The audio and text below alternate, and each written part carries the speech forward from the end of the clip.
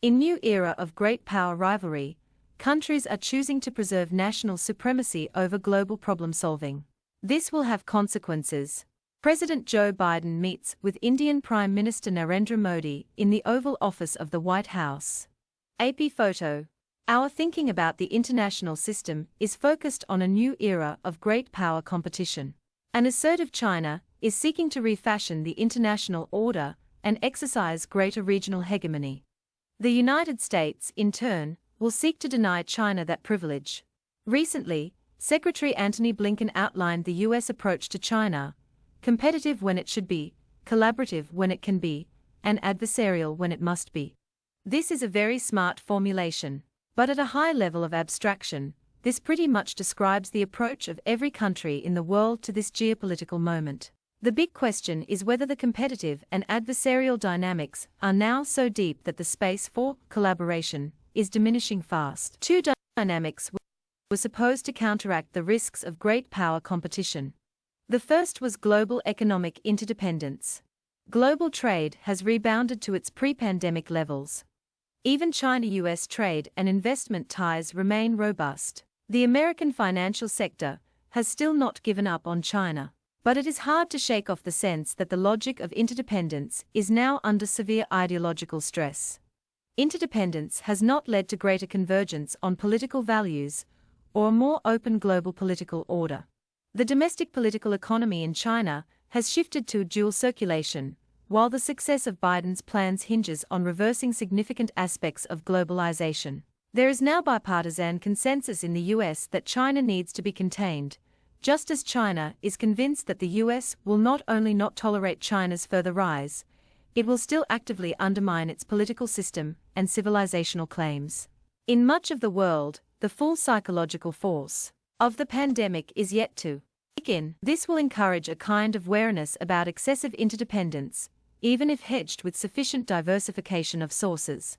The fact of interdependence will continue by dint of its historical momentum, but it has lost its ideological power and will crumble. The second dynamic counteracting competition was the idea that common challenges like climate change, the pandemic, and the risks posed by technology will foster greater global cooperation. A lot of global institutional infrastructure created the illusion of greater cooperation, but there are increasing doubts whether any of this global infrastructure will achieve its aims. As Bruno Makars has often forcefully pointed out, most recently in his provocative Geopolitics at the End of Time, from the pandemic to the climate crisis, almost all the global crises that should have been occasions for global cooperation have become the sites for intensifying global competition. Eventually, COVID-19 vaccines will get to the rest of the world, but it is hard to convince anyone that most countries of the world were willing to treat the pandemic as a global public health crisis, where global monitoring,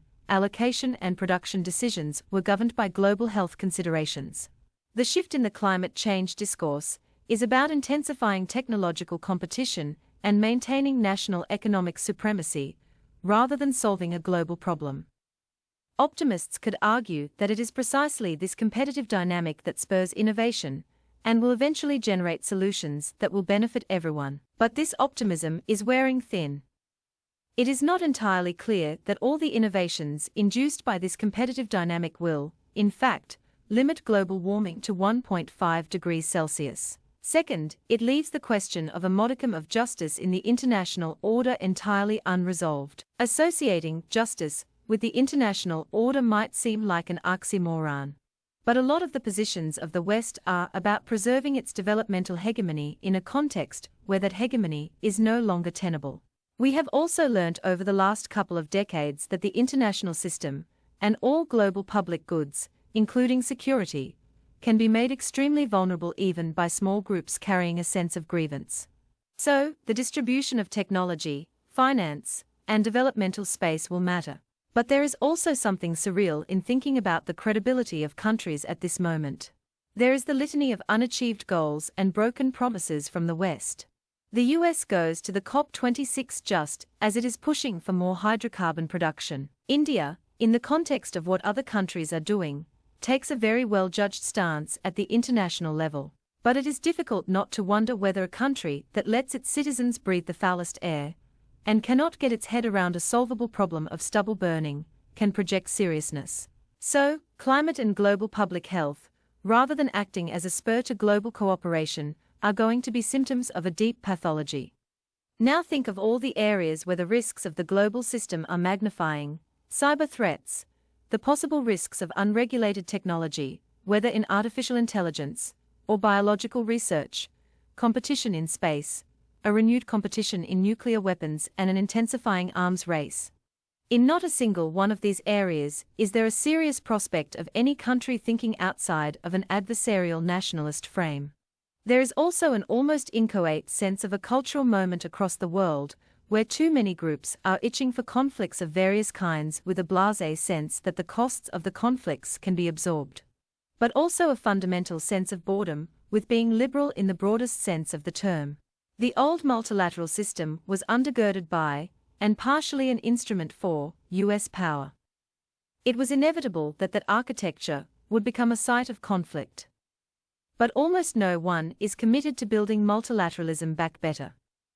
The term multilateral has also been deeply damaged by a cynical use, where it simply refers to a group of countries rather than a single, or a couple of countries acting together. It is high time the term be used only in a context where there is agreement on global rules or an architecture to genuinely solve a global public goods problem. These may still reflect power differentials, but at least they are oriented to problem solving at a global level. In this sense, one would be hard-pressed to find any genuinely multilateral institutions left. So, the real choice for the world is not just navigating between China and the United States. It is fundamentally between an orientation that is committed to global problem-solving rather than just preserving national supremacy.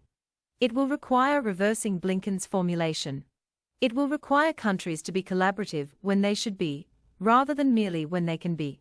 There are no takers for this role.